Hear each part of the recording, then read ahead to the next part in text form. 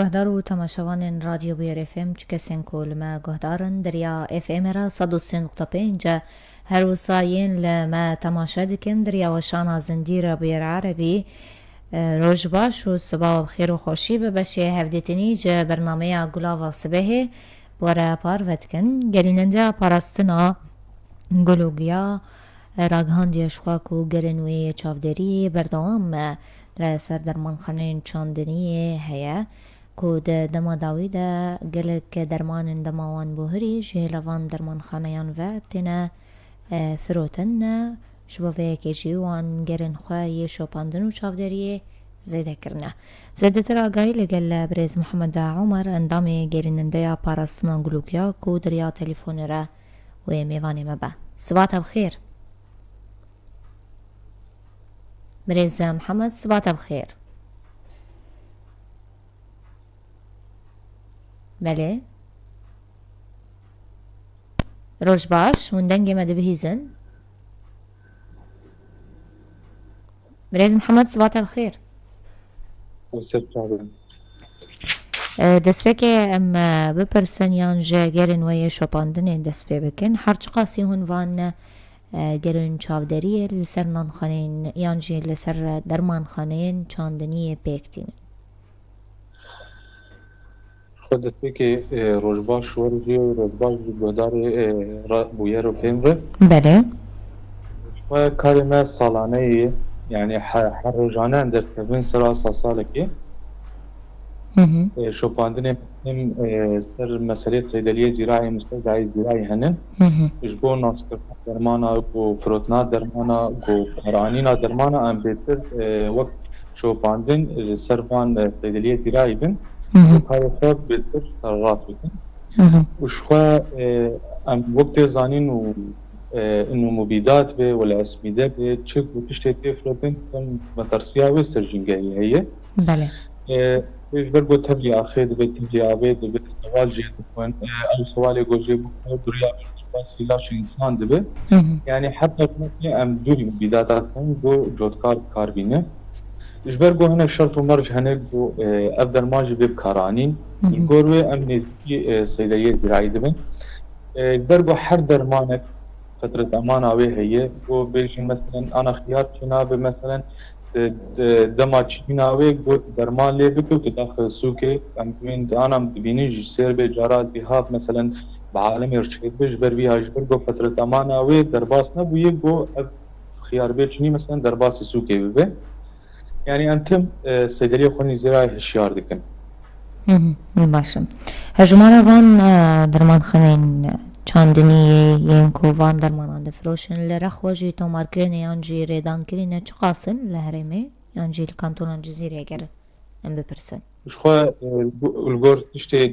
جو مرخصة دايوان نزي 106 درخصنن يا صيدلية زراعي وحيانا هاد مستودع زراعي هاتي رخصاندن السر هرما جزيرة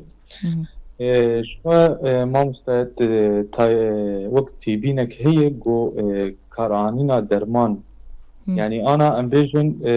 جبرجو د كيمبونا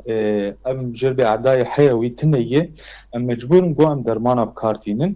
طبعا أبجي رنجكي شاشة جرك مثلا أم حياة جملة أم نزيكي زبية خببن برنجكي خزائي نبرنجكي كيماوي يعني جبرجو كيماوي جبرجو تم ترسياوي سر إنسان هي وسر آخي هي وسر آبي هي وسر سوالا هي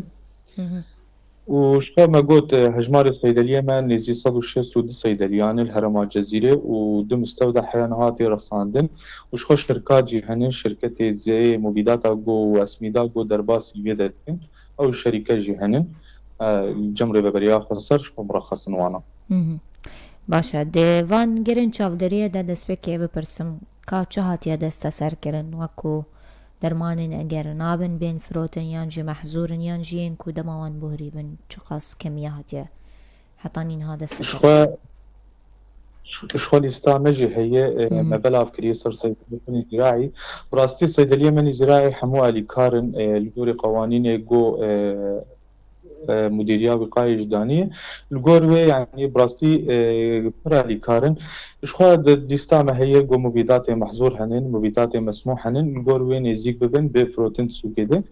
شوية مبيدات محظوظة عم بيجي مثلا وقت مركبات كلور هيتا كلور زئبق الزرنيخين دي دي تي اب نايب كراني سوكي ايش بقوا بيب كراني جي مخالفاي جراني و ام صيدلية دقرن حتى بشرة ام بيجنو تصحيح المخالفة يجر شي ببي القوري برياري مدنية قانونية ما مخالفاتها شو حيارو جايرو ام درباسي صيدلية خود بن براستي فرا لكارن يعني درماني قدما يبوري به ولا درماني محصور به براستي يعني الصيدلية من زراعي فرا لكارن في تشتي وهاي جوان هي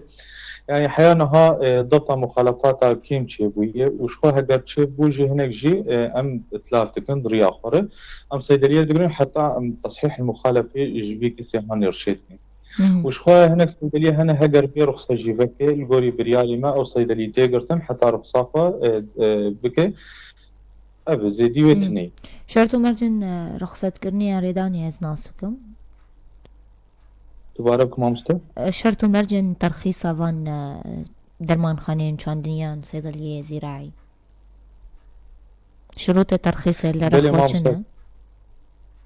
بله جمع هي اوراق مطلوبين جرك ابن زيارة شاندني به جوفي صيدلية بكار بينه يكي فني جيل جمعي هبه اگر او مثلا او درد كبن ولاتا تشتكي اف فني جي شوناوي رودني بس بي او جين زيارة شاندنية به اف شرط ما ابه وخبراوي هبه يعني انا بيجن تشينا بحركه بي صيدليك زراعي بك وتعاملي بدرمانها بك وزفيه عالمي ورزقي عالمي جيب شوتينه الجور الشرط مرجع مجي هنن ام الجوري وي ام نه رخصت ديني باشا جرك او كسي صيدليه بدني عند زياره شاندنيه اف درمانينكو نابنكو بين فروتن يانجي محظور وهنك جوان انين سر زمان تينا فروتن قالوا وحتى هاج قص هاتنا دست سركرن يعني وش قدرتي هن فان درمانان حمي البر شعبي يعني انها انا جمع حجر زراعي نكتي تفعيل يدي مخابر جمعتنا مبيدات جوسوكي تفروتن هنا بلجب خنسة جلاندية يعني بروي او صال جيد بري دهرو جاجي شو جبينا صالحة دسته ابوری چاندنی بو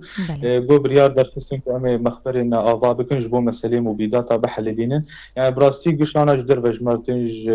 جالية حرما باشور کردستان گوتین گو جمله باکورتین جوان دراتین براستي به گو درمان بسجله درباسي هرم يدبن وجبو مثلا درمان محظوظ براستي حيارو جايرو كسي تعامل بيرنكري يعني نقول ويلي ستيك ونيزيك دبن وحيانها ما تشدس نخسي جو أفدرماني جو قدخه جو بيفروتين السوكي باشا وكسي استمع مخالفة كرني اگر لرخوا مناس بكن او نرخي ويان جيبو هاي وي مخالفة اكو هون داتينين چقاسة شو حر مخالفات برنجكية تاني اما امتم بصوري خوني زراعتي هشيار دكنكو درباسي فان كارانابن براسيا وجالي كان مره يعني حر مخالفات برنجكية انا هم درماني جو بورية دماوية هاي درماني جو محظورة هاي درماني جو تشينا بيب كارانين يعني احيانا ما دست نخستي وقت جو حياة حرق وجو رنجيوي يعني ام بيجن انا هناك هنن ام درمان دست خن ام اتلافتك انتني وام صيدلياوي مثلا انذارك يديني يام تنبيهك يديني الجوروين يزيك دبي جارا دوام صيدلياوي دغنا حتى جو مخالفه بصحينه ام جوروين يزيك دبي يعني حرك وبرنجك مخالفنا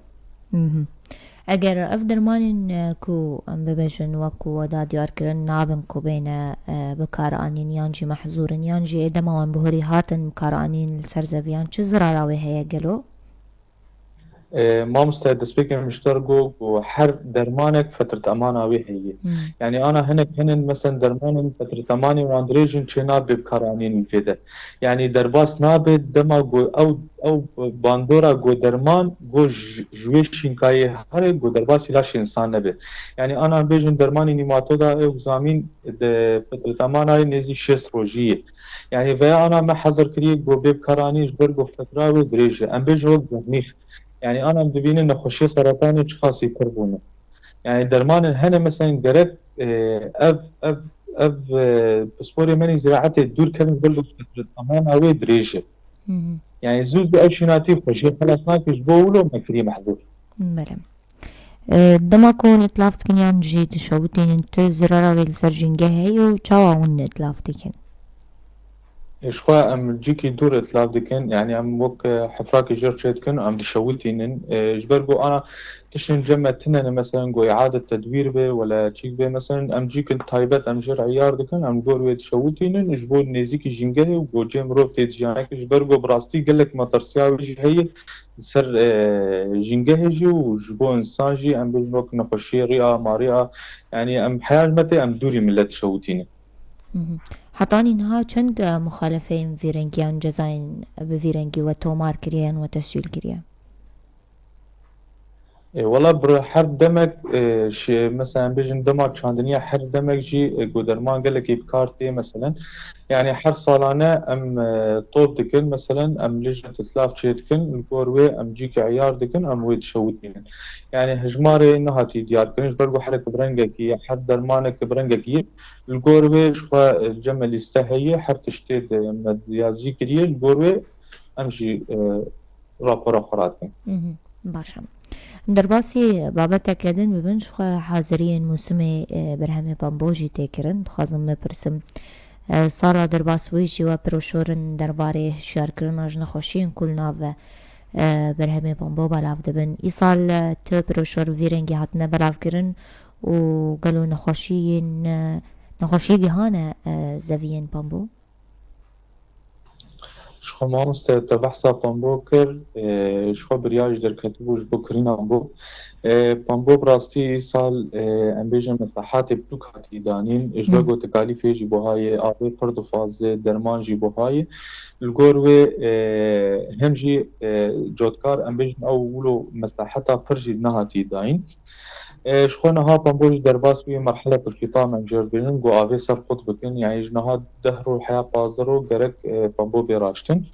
وشخوا الگۆر شۆپاندنا مە و کۆمیتێمەنی شۆپاندنێ گۆ دەرکەون سەروانزەویە زێدی 6 سەدیژی گولژی بەبوونن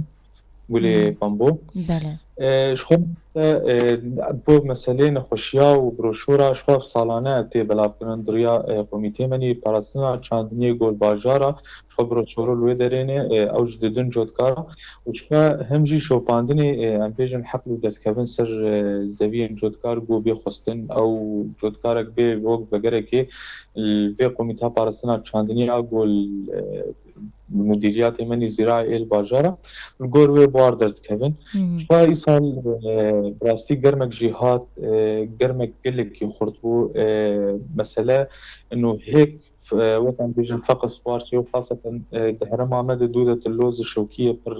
بلاتبه وتم ترسياوي جهية بيجن كرمي بامبو جرد بيجن بتكار حموية نازكم شخوي سال حرارة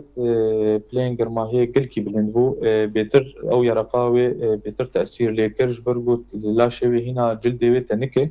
الجوروي قال لك هجماري وان كيمبر درنكت بدوان سي چارو جي داويده هم هناك هجمار دركتن بس ناو هجمار بون برغو مترسياوي هبك وصرفان بو يعني أنا الجور شوباندني ما أندقارن قال لك كي هجمارك هندك جوكرم لي خستيه هناك عادة هنا مثلا جوتكار بيتر لينا باتبو جمار ناف دبو بيتر أو كرم تيردر كتيج برجو أو كرمي بلي جرماية جو تعدا قال لك نجاج برجو أو شناتي طوف هي الدورة بامبو يعني عادة جمار بيتر زرار اللي هاد كره بهتري خوا مترسينا في كرما ديار دبا هيا قالوا سر برهمي بامبو چقاس مترسينا وي هيا شخوا أول جويزكي تخي جويزكي رجدك هجمار كيلواك بامبو كيندك جودا بامبو كيندك يعني باشبونا بامبو ناو امبيجن وك او تشتي مطلوبه يعني كرمه وتم تعداوي هي شنو خوشي بيش تعداوي هي يعني انا امبيجن ايصال تايبت يعني انا قال لك جيت برفيجر ماي شين سبزه قال لك جي عشكم يعني اف ما هي هات نخوشي جي كيم كر بس امبيجن نخوشي چه نخوشي بزراراوي تم شيناكي هي يعني هم جاليه و زعيد دك وش هم آليه جو جودتاوي كيم دك ماشا گلکی سپاس بری کوام داوی بکن گر گوتنه کوی داوی هبه ام بخزبن ببیجن یانجی گاون وی نو هونه باویجن وی چبن ما مستتم اما وقت کمیتا پاراستنا چاندنی شخواه هناك كاري مجي هنن شونها ما عشبا بازنجان بري مبداوي كر مكافحة ما درماني خو بلاف كر يعني أو جي أو زبيجي بيتر وك عرضي خورد كر بهنا عرضي وكان بيجن درخست وكيدن بو مكافحة سوني شوام كاردينين مثلا جبو مسألة شواطا يعني تم أبارسنا شناتيا دكن الجوري بي أنا نهش وقت أمتم شو بعدين يتكين سر مسألة زبيا جو شو دخلوا داني جو هاتي داين تم كوميتي مني فراسنا تشاندني جو بعدين يتكين والجوري بي رابوري خوش مرات كن جوري أمجي برنامج بروجرام كشفر داتينن أم سروي أساسي أم تيم شاندن. بله گلکی سپاس برز محمد عمر ج گرنده پادراستنا گلوگیا کل گلمه بو بمین ناف خیر و خوشیده گهدارو بینرین ما پشتیوه ناف برا کرد بردوامن